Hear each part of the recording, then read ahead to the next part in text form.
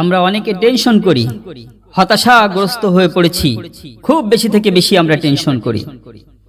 মহান আল্লাহ রব্বুল আলামিন বিশ্বনবী সাল্লাল্লাহু আলাইহি ওয়াসাল্লামকে চিন্তিত হতে নিষেধ করেছেন। এজন্য আল্লাহ তাআলা একটি সূরা পবিত্র কুরআনুল কারীমের মাঝে নাজিল করে দিয়েছেন, সূরাতুদ দুহা, ওয়াদ-দুহা ওয়াল-লাইলি ইযা সাজা। আল্লাহ তাআলা এই সূরা নাজিল করে দিয়েছেন, কিন্তু আমরা দেখা যায় আজ খুব টেনশনে পড়ে যাই, খুব চিন্তিত হয়ে যাই যে আমরা আমাদের জীবনকে কিভাবে পরিচালনা করব, কিভাবে কাজ করব, সবকিছু নিয়ে আমরা খুব বেশি থেকে বেশি টেনশন করি। আমরা যদি প্রকৃতপক্ষে এক আল্লাহ তাআলাকে ভালোবাসি, এক আল্লাহ তাআলার প্রতি বিশ্বাস স্থাপন করি, তাহলে আমার ব্যবসায় যদি লস হয়, আমার টোটাল সকল কাজের মাঝে যদি লস দেখতে পাই, তারপরও আমার কোনো টেনশন নাই। কেন টেনশন থাকবে না? যে আল্লাহ তাআলা আমাকে সম্পদ দিয়েছেন, সে আল্লাহ তাআলাই তো সেই সম্পদ নিয়ে যাচ্ছেন। যে আল্লাহ তাআলা আমাকে সম্পদ দেননি, তো সেই আল্লাহই তো আমাকে সম্পদ দিয়েছেন। যখন ছিল না তখন তো আমি বেঁচে ছিলাম, এখন আছে, এখনো বেঁচে থাকবো, আবার যখন থাকবে না তখনও আমরা বেঁচে থাকবো ইনশাআল্লাহ তাআলা। বিশ্বনবী সাল্লাল্লাহু আলাইহি ওয়াসাল্লামকে শিক্ষা দিয়েছেন আল্লাহ তাআলা, কেউ যদি সূরা দুহার প্রথম 10 আয়াত মুখস্থ করে, তাহলে আল্লাহ তাআলা তার টেনশনকে দূর করে দিবেন। অথবা কেউ যদি সূরা দুহার লাস্টের 10 আয়াতকে মুখস্থ করে, তাতেও আল্লাহ তাআলা তার টেনশন দূর করে দিবেন। এজন্য আমরা চাইলে প্রথম অথবা দ্বিতীয় যে কোনোটা অথবা পুরো সূরাটা মুখস্থ করে নিতে পারি। শুধু তাই নয়, আমরা আল্লাহ তাআলার কাছে সব সময় সাহায্য চাইবো। যে আল্লাহ, আমার ব্যবসার পরিস্থিতি ভালো না, আমার কাজের পরিস্থিতি ভালো না, আপনি তো অন্তর্যামী, অন্তরের খবর রাখেন, আপনি তো আমার মালিক, আপনি আমার সব, আপনি আমার টেনশনগুলিকে দূর করে দিন মালিক। আল্লাহ, আপনি রিজিকের ব্যবস্থা করে দিন, আপনি চাকরির ব্যবস্থা করে দিন।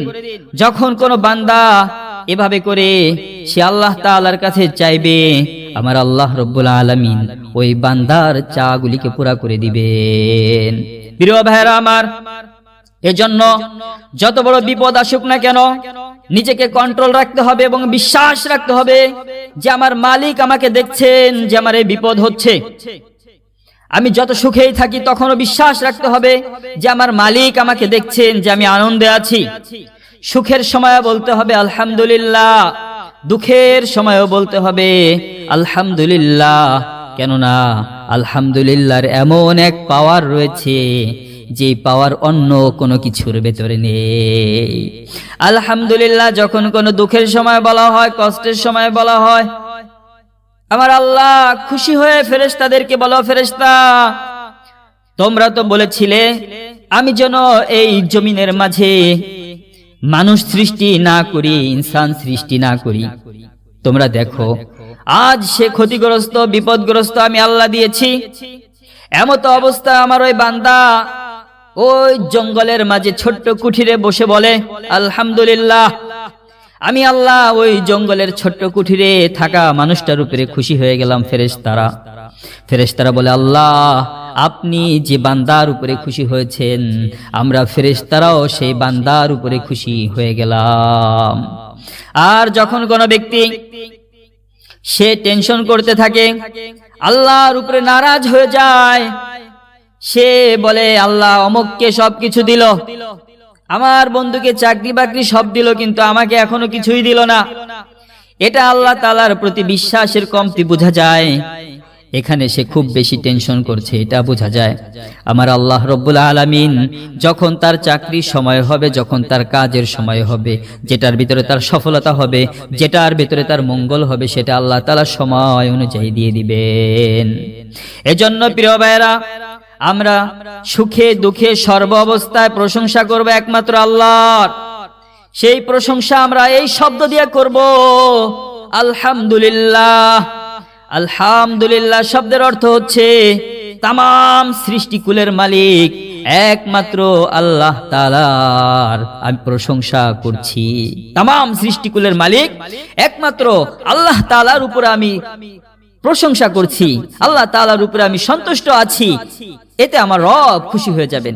এজন্য প্রিয় ভাইরা, আমরা সার্বক্ষণিক আমাদের মাথায় রাখতে হবে যে আমরা যেন সব সময় সুখে দুঃখে আল্লাহ তাআলারই প্রশংসা করতে পারি, তাহলে আল্লাহ তাআলা আমাদের নিয়ামতকে আরো বাড়িয়ে দিবেন।